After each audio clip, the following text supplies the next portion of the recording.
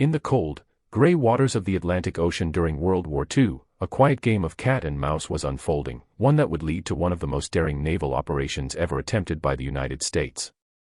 This is the story of U-505, the German submarine captured in an unprecedented heist by American forces. It's a tale of high-stakes espionage, relentless pursuit, and a secret mission so bold that even many within the U.S. Navy weren't told the full truth. Today, we journey back to the tense years of the Battle of the Atlantic, when the future of the war hinged on information locked away inside enemy submarines. Our story begins in 1941, when Nazi Germany's U-boat fleet was striking with deadly precision. German submarines prowled the Atlantic, sinking Allied ships at a terrifying rate and threatening to sever the essential supply lines between North America and Europe. These U-boats were more than weapons. They were floating vaults full of encrypted messages, codebooks, and machinery that the Allies desperately wanted.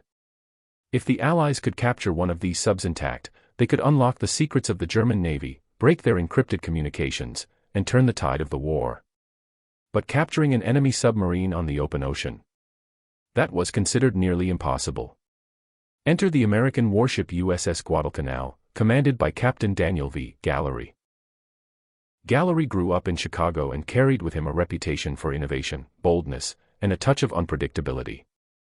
Early in the war, he became fascinated with the idea that U-boats could be captured rather than destroyed. While many of his peers dismissed the idea as unrealistic, Gallery persisted. He studied the patterns of German submarine operations and devised tactics for disabling a U-boat before it could scuttle itself. A standard practice among German crews to prevent their technology from falling into enemy hands. By 1944, Gallery's escort carrier group was patrolling the West African coast, an area frequented by German submarines returning to Europe. Among those submarines was U-505, commanded by Oberleutnant Harold Lang, a relatively new captain who had taken command after the previous one attempted suicide under the strain of repeated Allied attacks. The morale of U-505's crew was low, their missions increasingly risky, and the Allies were closing in. On the morning of June 4, 1944, the American task group detected a faint sonar contact. Tension rippled across the ships. Aircraft from the Guadalcanal were launched, and destroyer escorts formed a hunter-killer formation. Depth charges shook the ocean as explosions thundered through the deep. U-505 suffered massive damage. Pipes burst, machinery failed, and the crew struggled to maintain control. In a moment of desperation, Lang ordered the submarine abandoned. What he didn't know was that this order would open the door to one of the most extraordinary moments of the war. As the German crew leapt into the water, the Americans saw something astonishing: the submarine was still afloat. Smoke poured from its conning tower, but the vessel remained intact, no scuttling charges had detonated. This was the moment Captain Gallery had prepared for. Instead of watching the sub sink, he ordered a boarding party to seize it. In the middle of enemy waters, with no certainty that the submarine wouldn't explode or dive suddenly, a small team of American sailors raced toward U-505. What they found inside would change the course of the naval war. The abandoned submarine loomed dark and silent on the surface, waves slapping against its battered hull. For the American sailors of the boarding party, the moment was both surreal and terrifying. They had trained for this possibility under Captain Gallery's direction, but no amount of drills could fully prepare them for boarding an enemy U-boat that might still be wired with explosives or capable of sudden movement. Their small whaleboat sped across the churning water, every man on board acutely aware that the success, or failure, of this mission could alter the balance of the war. As they came alongside U-505, the boarding party hooked onto the submarine's conning tower and scrambled up its metal surface. Smoke and the sharp smell of diesel filled the air. The Germans had abandoned ship in a hurry, leaving behind open hatches and a trail of scattered equipment. But one crucial fact gave the Americans hope: the submarine was still afloat, and the scuttling charges meant to destroy it had either failed or never been set properly. If they acted quickly, they could save the vessel, along with whatever secrets lay inside. The first challenge was securing the submarine to prevent it from sinking or diving. The boarding party fanned out across the deck, searching for signs of sabotage. They found water pouring into open compartments, but no active explosives. With practiced discipline, they shut valves, closed hatches, and began pumping out seawater. Every second mattered. A wrong move could send the boat to the ocean floor, taking all its intelligence treasures with it. The interior of U-505 was a claustrophobic maze of narrow passageways, machinery, and tangled wiring. The lights flickered weakly, casting eerie shadows along the walls. The Americans had never been inside a German submarine before, and they proceeded cautiously. Their boots thudded on the metal grating as they moved from compartment to compartment, checking for traps and searching for anything of intelligence value. What they found exceeded their wildest hopes. In one cabin, they discovered a treasure trove of codebooks, pristine, undamaged, and filled with valuable communications data. Elsewhere, they located the submarine's Enigma coding machine, the device used by the German Navy to encrypt and decrypt messages. While Allied cryptographers at Bletchley Park had already made breakthroughs in cracking Enigma, having a working machine and current codebooks was an intelligence windfall. Every page, every dial, every scrap of paper represented a potential advantage in the Battle of the Atlantic. Meanwhile, outside on the ocean's surface, the rest of the American task group worked quickly to rescue the German crew members who were floating in the water. Despite being enemies, the U.S. Navy followed strict orders to save lives whenever possible. One by one, the German sailors were pulled from the waves and brought aboard the escort vessels. Some were dazed, others shaken, and most were stunned that the Americans had attempted such a bold capture rather than simply sinking their submarine. As the hours passed, the Americans managed to bring U-505 under tow. The once deadly predator of the Atlantic was now a prize ship, captured intact. The scale of what they had accomplished slowly sank in. This was the first time since 1815 that the U.S. Navy had captured an enemy vessel at sea. But more importantly, it was the first time any German U-boat had been seized with its secrets still inside. The implications were staggering. But with this success came immediate challenges. The Americans now faced the delicate task of keeping their prize a secret. If the Germans discovered that the Allies had captured U-505 and recovered codebooks and an Enigma machine, they would immediately change their encryption systems. The Americans had to hide everything, the submarine, the prisoners, the intelligence hall, before news could spread. The daring heist was complete, but the most dangerous part of the mission was only beginning. As U-505 creaked behind the towing ship, the Americans on board knew they had only hours, maybe less, before the world realized something extraordinary had happened. The ocean was vast, but radio waves traveled fast. If even one German sailor managed to signal that the submarine had been captured rather than sunk, the entire mission's value would evaporate instantly. The Germans would change their codes, update their procedures, and render the Allies' newfound intelligence haul useless. So the Americans made a decision: complete silence. No radio transmissions. No signals. No outward signs that anything was out of the ordinary. On the task group's ships, the rescued German crew members were kept under strict guard, isolated from one another to prevent them from sharing information or coordinating a story. Food was given, wounds were treated, blankets were provided, but not a single prisoner was told what had happened to their submarine.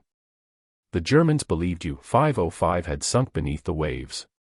Some expected they'd soon be shipped to a POW camp. Others quietly wondered if their commanders even knew they were alive. The Americans ensured none of them had the chance to find out. Meanwhile, the situation aboard the damaged U-boat was tense and exhausting. The American sailors assigned to keep the submarine afloat worked tirelessly.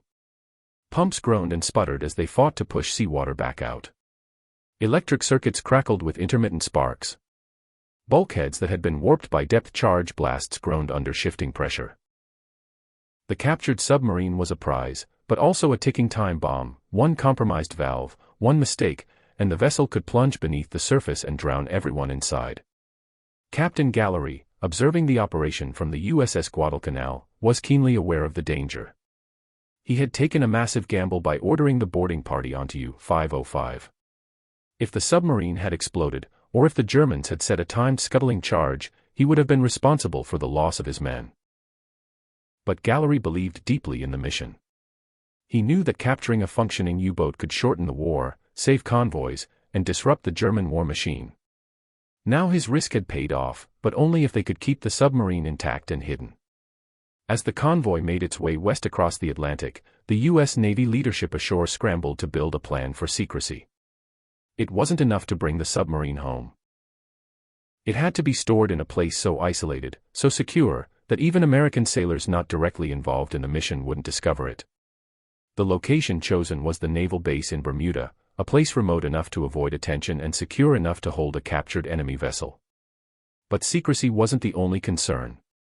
As the Navy reviewed the heist in real time, a debate erupted about how to classify the German sailors who had been rescued. Normally, captured enemy combatants were considered POWs and placed into camps where they were allowed communication with the Red Cross and monitored correspondence with their families. But that presented a problem. If the Germans sent word home that they were alive, the German Navy would instantly realize U-505 hadn't been destroyed.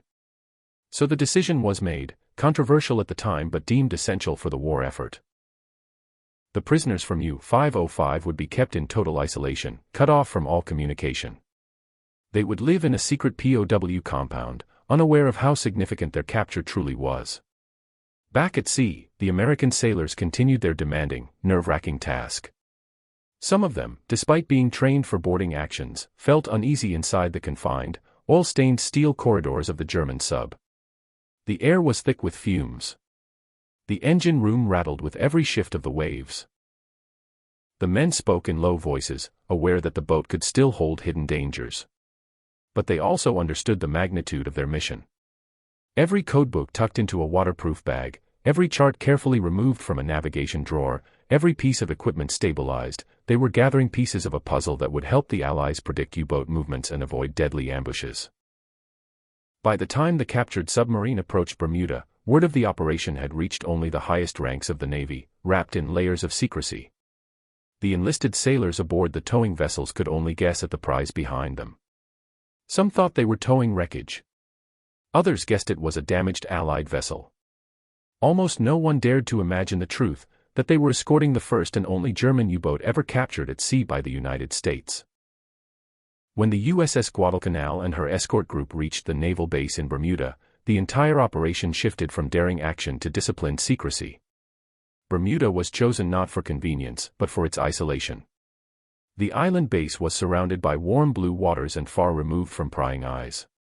It was the perfect place to hide a captured enemy submarine, especially one carrying the most valuable intelligence haul of the war. Only a handful of officers on the island had the clearance to know what was arriving. As the battered silhouette of U-505 emerged behind the towing ship, naval personnel on the dock stared in disbelief. Many had never seen a German U-boat before, much less one flying no flag, covered in soot, and riding low in the water like a ghost of the Atlantic. Rumors spread quickly, but Gallery and his senior officers insisted on strict silence. The submarine was immediately shrouded from view by tarps and security patrols. Armed guards patrolled the perimeter. No one outside the need-to-know circle was permitted to approach. Inside the sub-pens, naval engineers and intelligence officers spared no time. They were eager to examine the submarine piece by piece. Its engines, torpedo tubes, sonar equipment, hydraulic systems, and instrument panels were unlike anything in American or British vessels. German engineering had a reputation for precision, and U-505 was no exception. Even damaged, it offered critical insights into U-boat capabilities and weaknesses. The intelligence specialist's first priority, however, was the submarine's internal treasure, the Enigma machine, codebooks, radio logs, cipher sheets, and navigation charts. Some of the finds were current, some older, but all were potentially valuable. Every document was dried, catalogued, photographed, and immediately shipped to Allied code-breaking centers. Handling these materials was like holding the enemy's playbook for the entire Atlantic War. While the intelligence officers worked, another group faced an equally complicated challenge, managing the captured crew. The German sailors were transferred from the task group's vessels to a secret camp on the island, an improvised compound fenced off from the rest of the base. They were kept separate from other POWs, grouped together but heavily supervised. They were given humane treatment, food, clothing, and medical care. But they were not allowed to communicate with anyone outside the compound. No letters home. No Red Cross visits. No news of the war.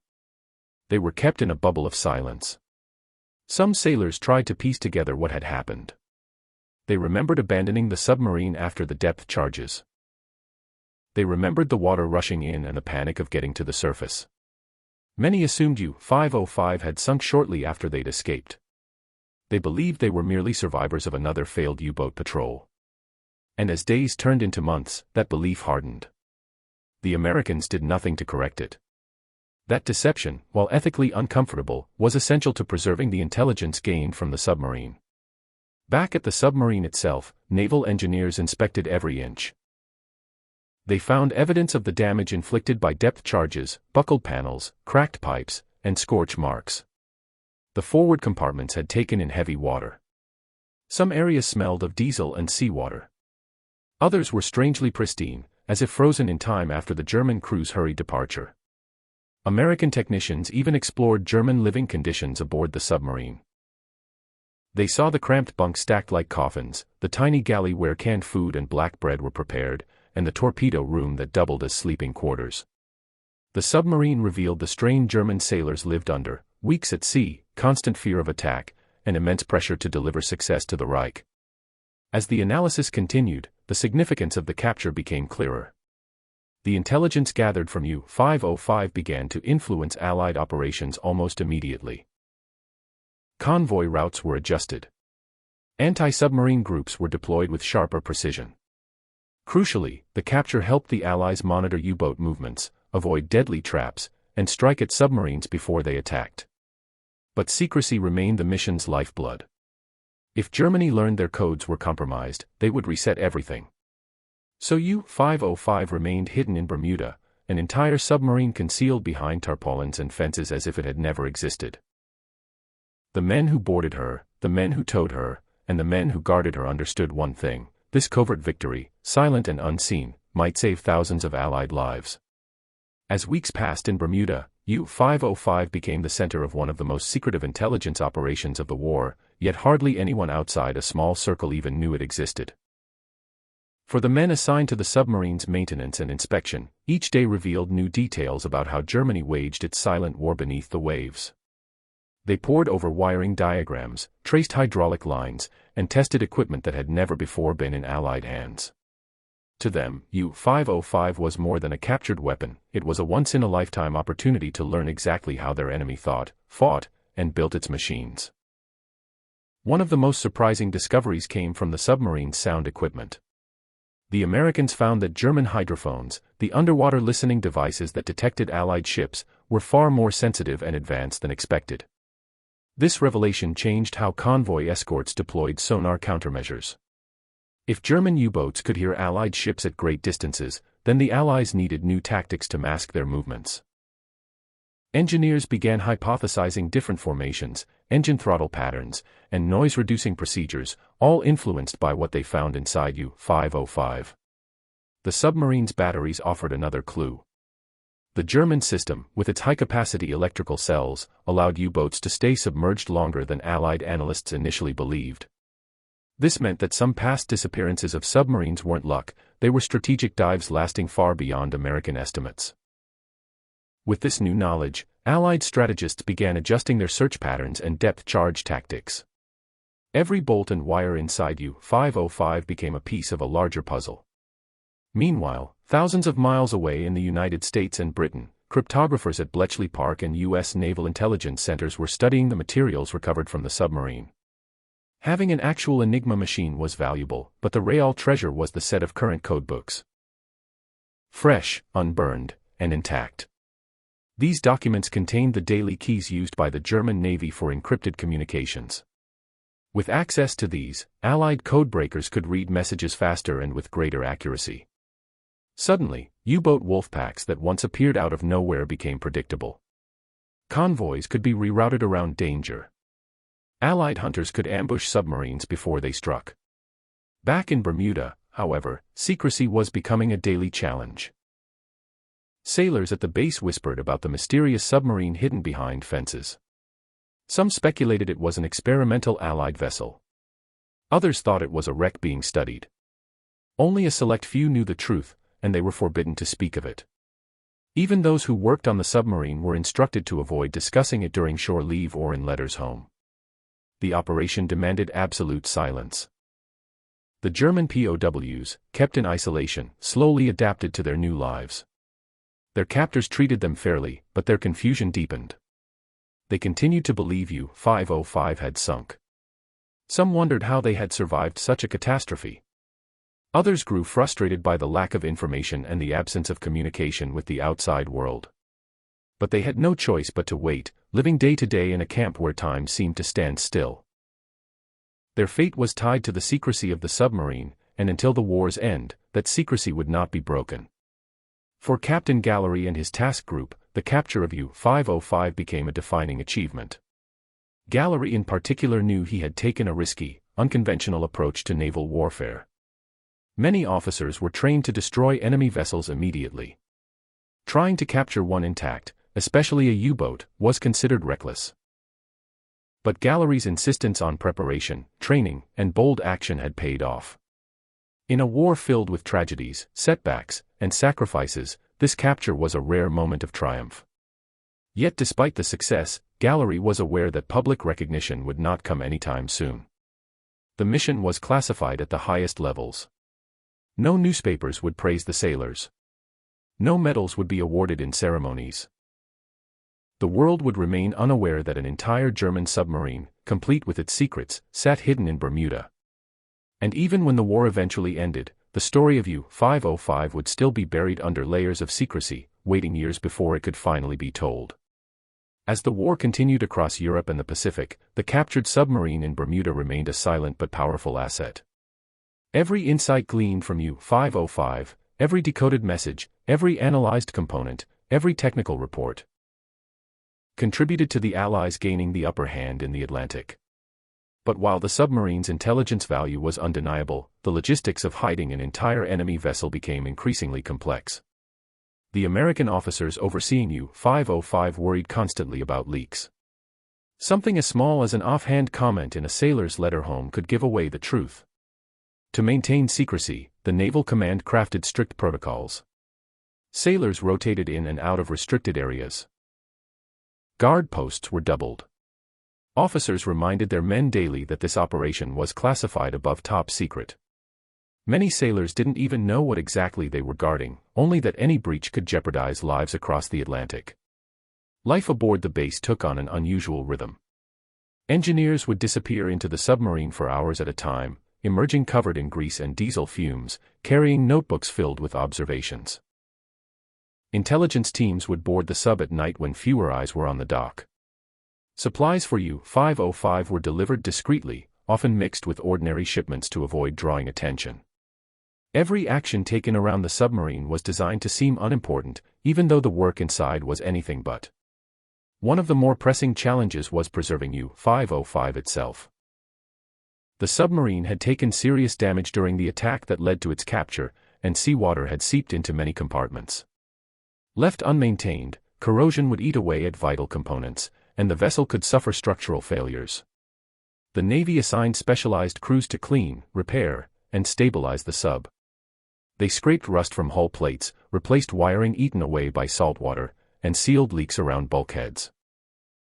Engineers also took careful measurements of the submarine's structure. They wanted to understand exactly how the Germans designed their pressure hulls, knowledge that could help improve future Allied submarines. They studied the thickness of the steel, the alignment of internal supports, and the ergonomic layout of the control room. To the engineers, U-505 was a blueprint of enemy design philosophy, something that textbooks and intelligence reports could never fully capture. Meanwhile, across the ocean in Europe, the tide of war was shifting. D-Day had launched shortly after the capture of U-505, and Allied forces were pushing deeper into German-held territory. The once feared U-boat fleet was shrinking, struggling to survive against improved Allied tactics, long-range aircraft, radar, and sonar. Many submarines were stuck in port, unable to safely deploy. Others were destroyed before they could reach the open Atlantic. Still, German submarines remained a threat, especially in the final desperate months of the war when commanders attempted to launch new, advanced models in a last-ditch effort to reverse their fortunes. The intelligence gained from U-505 kept proving its worth as the Allies tracked these movements and intercepted communications. What the Germans didn't know, what they never discovered, was that one of their own submarines was being used against them. Back in Bermuda, the German prisoners lived in quiet isolation. They had little idea that the war was turning against Germany. Rumors circulated among them, speculations about Allied invasions, questions about the fate of their families, fears about the weakening U-boat fleet. But without contact with the outside world, they could only guess. Some suspected their treatment meant they were valuable. Others assumed the Americans simply wanted to prevent them from learning too much. None imagined the truth, that their submarine had not sunk at all, and that its capture had become one of the Allies' most closely guarded secrets. The officers overseeing the POWs faced their own moral dilemmas. Treating enemy combatants humanely was a point of pride for the U.S. military, yet secrecy forced them into an unusual position, one in which withholding information was necessary for the greater war effort. The prisoners were fed, housed, and protected, but they were kept in a state of intentional ignorance. It was a delicate balance, one that depended on discipline and careful planning. As the war approached its final stages, the captured submarine and its hidden crew remained threads in a vast, invisible intelligence web, one that stretched from Bermuda to Washington, from Bletchley Park to the command centers of the Atlantic Fleet. And as more evidence of German defeat mounted, the Americans began to wonder, what would become of U-505 once the war finally ended? What role would this mysterious submarine play in the world that came after? By early 1945, the war in Europe was collapsing around Nazi Germany. Allied armies pressed toward Berlin, cities lay in ruins, and the once dominant U-boat fleet was a shell of its former self. Many German submarines were scuttled to avoid capture.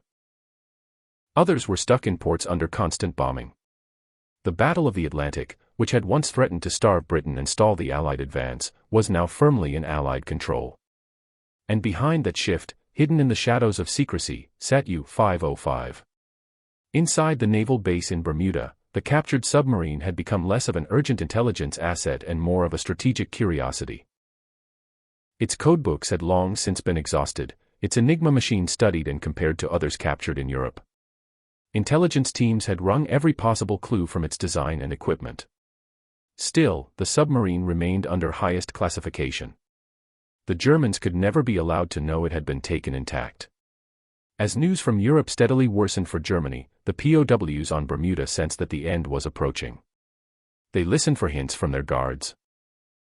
Snatches of English, changes in tone, unusual activities around the base. A few of the sailors tried to predict the outcome of the war by watching the behavior of the Americans. When the guards spoke more casually or seemed more relaxed, the prisoners assumed the Allies were winning. When tension crept into the camp, the prisoners wondered if Germany had struck back. But one thing never changed, the strict isolation. The German sailors remained unaware of the fate of U-505. Some assumed it had sunk exactly where they left it. Others believed it might have lingered for a few minutes before slipping under. Not one of them imagined the truth, that their submarine had been hauled across the Atlantic, repaired, studied, and hidden behind tarps only a few hundred meters away. For the Americans, another issue now emerged, what to do with the submarine after the war. Some officers proposed scrapping it after extracting all useful intelligence. Others thought the Navy should keep it for training purposes. A few even suggested that the submarine could be used in propaganda displays, proof of American ingenuity and daring. But such ideas could only be entertained once the war ended and secrecy could finally be lifted. In March and April of 1945, as Allied forces closed in on Germany, discussions grew more serious. The Navy realized that once Germany surrendered, there would be no reason to continue concealing U-505. Codebooks would become obsolete, encryption would no longer matter, and strategic secrecy would be less vital.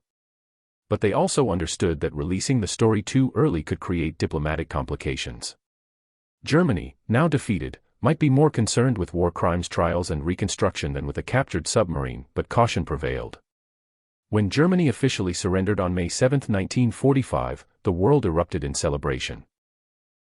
Parades filled streets from London to New York, soldiers embraced civilians, and a sense of relief washed over nations battered by years of conflict. In Bermuda, the POWs were informed that the war in Europe was over. For some, the news brought visible relief. Others stared silently, thinking of home, uncertain of what awaited them. What they were not told, not yet, was that the submarine they believed lost was sitting intact just a short distance away. Only in the following weeks did the U.S. Navy began releasing information to a limited number of commands. Gradually, officers who had been sworn to secrecy were debriefed and allowed to discuss the mission among select colleagues. The extraordinary nature of the capture, the only U-boat taken at sea by the United States, was becoming recognized within naval circles. The sailors who had boarded the submarine, risking their lives in a vessel that could have exploded or sunk at any moment, were finally acknowledged for their bravery. Though public recognition would take much longer, a few men received commendations quietly, without ceremony or press. It wasn't the celebration their daring deserved, but it was a start. As for the submarine itself, plans slowly shifted from secrecy to preservation. Some Navy officials saw U-505 not as scrap metal, but as a historic artifact, one that could educate future generations about the war, the bravery of sailors, and the extraordinary risks taken in battle. An idea began circulating. Perhaps the submarine should be brought back to the United States, not as a weapon of war, but as a testament to courage and ingenuity. What started as a desperate fight in the Atlantic, and a daring capture under fire, was about to transform into something entirely different, a living museum piece, a silent witness to history, and a symbol of one of the most remarkable naval operations ever carried out. With Germany's surrender, the once classified world surrounding U-505 began to loosen. The captured submarine, kept hidden under strict secrecy for nearly a year, was no longer a threat to Allied intelligence should its existence become known. But while secrecy was no longer necessary, the question of purpose emerged. What would happen to a seized enemy war machine now that the war was over? In the immediate months following VE Day, the U.S. Navy continued studying U-505, though the urgency had diminished. Engineers completed their final inspections. Intelligence experts made their last notes. Files were archived, photographs catalogued, and the submarine, once a critical source of wartime secrets, was now an object in limbo. Too valuable to scrap, yet too costly to maintain indefinitely, it was a puzzle without an obvious answer. At the same time, the German POWs who had been held in isolation were finally allowed to communicate with the outside world. For the first time since their capture, they were told what had actually happened. U-505 had not sunk. Instead, it had been seized intact by the Americans and transported to Bermuda. Some prisoners were stunned. Others were skeptical, thinking it must be a trick or misunderstanding. Only when official documents confirmed the story did the truth sink in. The revelation produced mixed feelings among the German sailors. Some felt embarrassed that their submarine had been captured instead of scuttled as intended. Others were fascinated, even proud in a way, that their vessel had been considered so valuable. A few expressed relief, knowing that by abandoning ship early, they had indirectly contributed to saving lives on both sides. The capture, while humiliating to the German Navy, was a moment of personal survival for the men who had escaped the sinking they believed inevitable. As post-war plans crystallized, U-505 was eventually moved from Bermuda to the United States mainland. It was to become part of the U.S. Navy's reserve fleet, though it saw little practical use.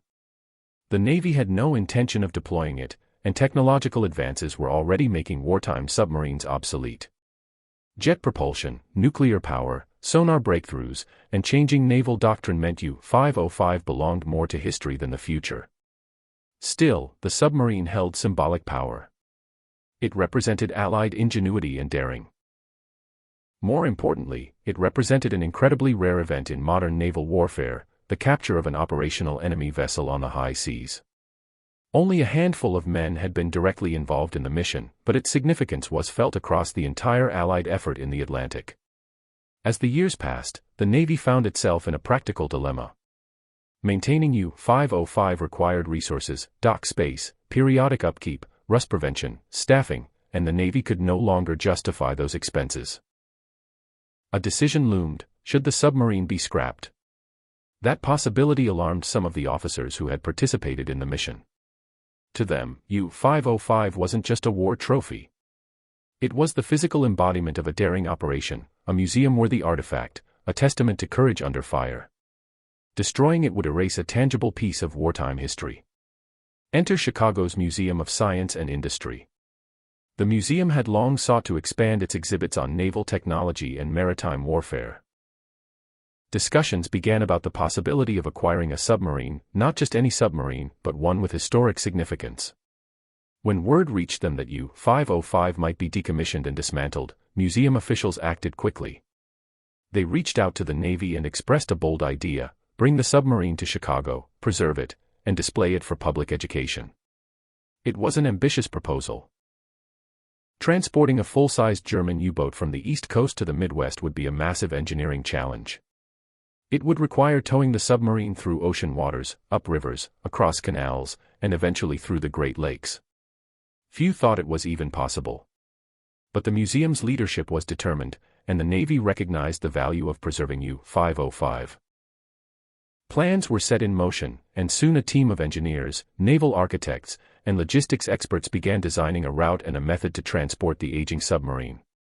What followed was a relocation effort almost as dramatic as the submarine's capture itself, a journey across thousands of miles, through waterways not designed for vessels of its size, and into the heart of a major American city. The daring wartime heist had been only the first chapter of U-505's incredible story. The second chapter, its transformation into a museum icon, was about to begin. The plan to bring U-505 to Chicago was bold, bordering on outrageous. Moving a 750-ton German submarine, damaged, aging, and never designed for long-distance towing outside the Atlantic, was a logistical puzzle unlike anything the Museum of Science and Industry had attempted before. Yet the museum's leadership insisted that the submarine was too historically significant to lose. It represented not just a captured enemy vessel, but one of the most daring naval operations of the Second World War. And they believed it deserved a permanent home where millions could see it, touch it, and learn from it. In the early 1950s, after extensive negotiations, the U.S. Navy agreed to donate U-505 to the museum. The offer came with a catch: the museum had to handle all transportation costs and logistics. That meant planning a journey that stretched from the East Coast, up the St. Lawrence Seaway, across the Great Lakes, and finally to Chicago's lakeshore, no small feat for a submarine that was never meant to travel these waters. Engineers began mapping out the transit. They determined the submarine would need to be partially dismantled and reinforced. Certain components had to be secured or removed entirely. The hull needed structural support to withstand the stress of the long tow. The museum hired naval architects to examine every detail of the vessel and predict how it would behave during transit. Even then, there were doubts. The U.S. Navy itself had never attempted something like this. When the time came, tugboats were attached to U-505, and the submarine began its slow, cautious journey north. Spectators gathered along coastlines and riverbanks to watch the strange sight: a German U-boat, once a symbol of terror in the Atlantic, being hauled peacefully through American waterways. Children pointed. Veterans stared quietly. Many people couldn't believe they were witnessing a real U-boat in person. The journey required patience and precision. At certain points, the submarine barely fit through corridors of the St. Lawrence Seaway. In narrow channels, tug crews maneuvered with painstaking accuracy, never allowing the hull to drift off course. Lockmasters paused operations to let the historic vessel pass. And at several points, engineers had to improvise solutions when strong currents or shallow waters created unexpected challenges. Yet, inch by inch, mile by mile, U-505 pressed on. As the submarine entered the Great Lakes, the scale of public interest grew. Newspapers followed its progress. Photographers captured images of the vessel moving across Lake Michigan. When U-505 finally approached Chicago in 1954, it arrived not as a weapon of war, but as a celebrated artifact. The city turned out to welcome it. Boats gathered around, forming a floating parade. Crowds lined the shoreline to witness the extraordinary arrival. But the journey was not over. The museum had one more challenge ahead: getting a 252-foot-long submarine onto land. A massive trench was dug adjacent to the Museum of Science and Industry. Engineers devised a plan to float the submarine into position, then carefully lower it into the trench using a combination of dredged channels, temporary dams, and carefully timed water displacement. It was a daring engineering feat that mirrored the creativity of the original wartime capture. The process took days. Workers operated cranes, pumps, and winches with exacting attention. Slowly, U-505 slid into the trench. At last, the submarine rested securely on dry land, its new permanent home. The museum immediately began preservation efforts. The exterior was cleaned, repaired, and repainted. The interior was restored to resemble its wartime condition. Tours were planned. Educational materials were created. Soon, visitors would walk through the narrow corridors where German sailors once lived and fought, through a vessel captured in one of the most dramatic naval operations of the 20th century. For the museum, U-505 became a centerpiece. An immersive exhibit that brought history to life. Veterans visited with their families. Children marveled at the intricate machinery. Historians explored its compartments for clues about life aboard a German U-boat. The submarine's journey, from the depths of the Atlantic to a peaceful park on Chicago's lakeshore, became a story in itself. A story of bravery, engineering, rebellion against the impossible, and the determination to preserve history. Yet one final chapter remained to be told. How U-505 transformed from a war prize into a deeply emotional symbol of sacrifice, courage, and remembrance. When U-505 officially opened to the public at the Museum of Science and Industry, it marked the beginning of a new life for the submarine, one far removed from torpedoes, stealth, and the deadly quiet of the Atlantic War. Instead of stalking Allied convoys, U-505 now anchored itself in the memories of millions who would visit it over the decades. The submarine became a bridge between the past and the present, a preserved time capsule of World War II history. Visitors who stepped aboard U-505 quickly realized how cramped and intense life had been for the German sailors who once lived inside its steel hull. Narrow passageways forced people to walk sideways. Bunks were stacked like sardine cans. Pipes, valves, and electrical lines crowded every surface. The air inside carried the faint smell of oil and metal, a lingering echo of its wartime service. Guides explained how the crew worked in shifts, sleeping inches from torpedoes and machinery that could turn the submarine into a coffin at any moment. For many visitors, the experience was a revelation, a humanizing perspective that statistics and textbooks could never convey. But for veterans, the submarine invoked far deeper emotions. American sailors who had hunted U-boats during the war stood inside U-505 and remembered the fear of sonar pings, the thunder of depth charges, and the desperate fight to protect convoys.